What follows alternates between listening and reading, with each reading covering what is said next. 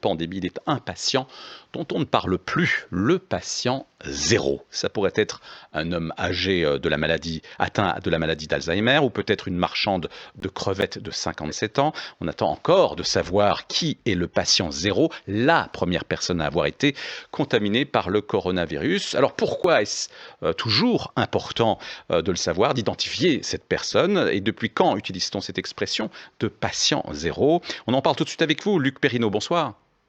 Bonsoir. Vous êtes médecin spécialiste des maladies tropicales et essayiste, et vous avez publié il y a quelques jours un livre intitulé Patient zéro, histoire inversée de la médecine, paru aux éditions La Découverte. Alors première question que j'ai envie de vous poser, c'est pour quelle raison est-il si crucial d'identifier un patient zéro? Est-ce que c'est au fond, par exemple pour le coronavirus, est-ce que ce n'est plus, est-ce que c'est encore d'actualité? Est-ce que ce n'est pas trop tard puisque maintenant on est en pandémie? D'accord, alors je vais répondre bien sûr à votre question, mais d'abord je voudrais dire que ce livre n'est pas opportuniste.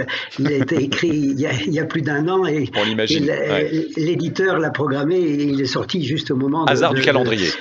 Voilà, et donc dans ce livre, effectivement, je parle de plusieurs maladies infectieuses, mais pas seulement, je parle des cas où un patient a permis de faire une découverte, aussi bien en maladie infectieuse qu'en pharmacologie, ou d'élaborer une théorie médicale. Alors, le patient zéro.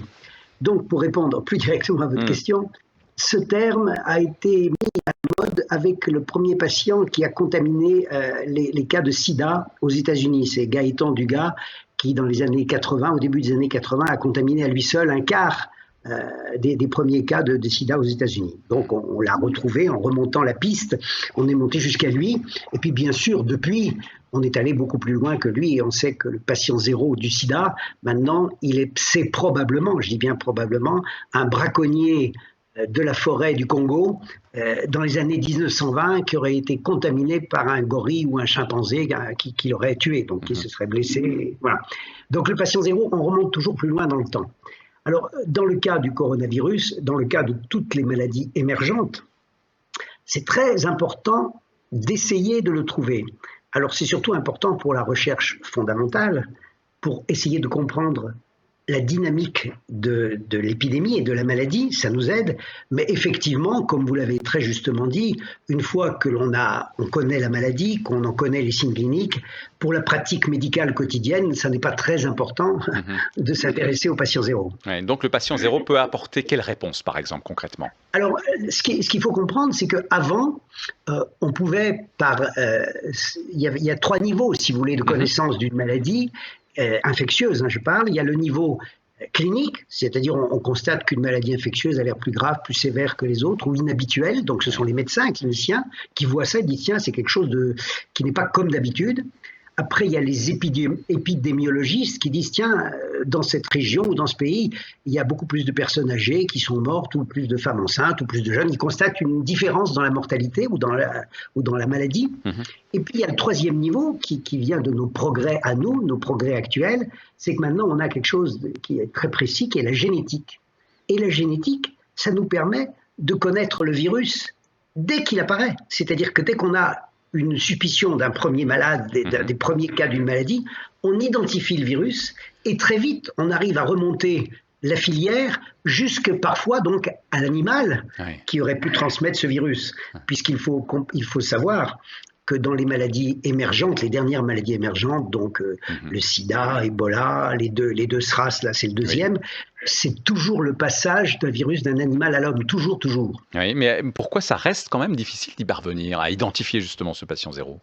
Alors, on arrive presque toujours localement, c'est-à-dire que dans une épidémie dans la région donc, de Wuhan, dans le Hubei en Chine, on a trouvé assez vite le marché. Alors, est-ce que c'est, comme vous l'avez dit, la marchande ou un monsieur de 55 ans, peu importe. On sait que le début épidémiologique se situe là. Après, effectivement, ce qui est plus difficile, donc ça on le sait en Chine, on sait que par exemple en France, le foyer principal a été dans une communauté religieuse de l'Est français. On le sait donc dans chaque pays, localement, dans le temps, on arrive à trouver. Par contre, ce qui est plus difficile, c'est de trouver le moment où un virus est passé d'un animal à un homme, et surtout le moment où il est pu passer d'un homme à un autre. C'est ça qui est dangereux. Qu'un virus passe d'un animal à l'homme, c'est pas très grave, enfin c'est grave pour Oui. l'homme atteint, mais ça n'est pas très grave pour la communauté humaine. Par contre, quand il devient transmissible d'homme à homme, alors là, Ouais. c'est embêtant. Luc Perrineau, derrière la traque du patient zéro, est-ce qu'il n'y a pas aussi parfois l'envie, le désir en quelque sorte de trouver des boucs émissaires? Le coupable, hein, voilà, c'est Eh la oui, question classique. Hein. ouais, Alors, du temps de la peste, hein, on brûlait les sorcières qui avaient amené la peste, on condamnait les juifs, on était une communauté très visée, hein, bien sûr. Et puis c'est toujours l'étranger, hein, c'est ouais. toujours la maladie vient toujours de Eh oui, l'étranger. Même aujourd'hui, quand on parle du paludisme en Afrique, c'est toujours dans le pays voisin qu'il y en a plus que dans le pays où on se trouve. Bon, ça c'est une réaction, j'allais dire presque normale. Elle est un peu désolante, hein, cette mhm, réaction, mais elle existe. Alors, il est certain quand même qu'avec les maladies émergentes actuelles dont je vous ai parlé, donc sida, Ebola, il y a quand même des facteurs qu'on peut identifier et qui viennent de certaines cultures. Je vous ai parlé du braconnage en Afrique. ouais, C'est clair que le braconnage, les braconniers qui tuent des animaux plus ou moins interdits ou qui mhm, chassent illégalement, sont une cause du mal. Il y a aussi le commerce d'animaux, le commerce illégal d'animaux exotiques. Hein.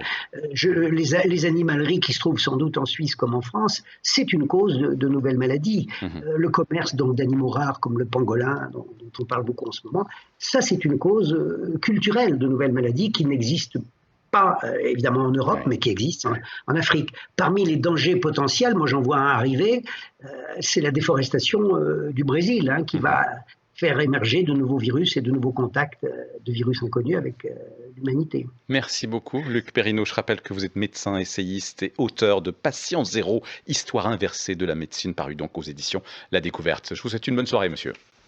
Bonne soirée. Merci. Et on parlait en début de ce forum de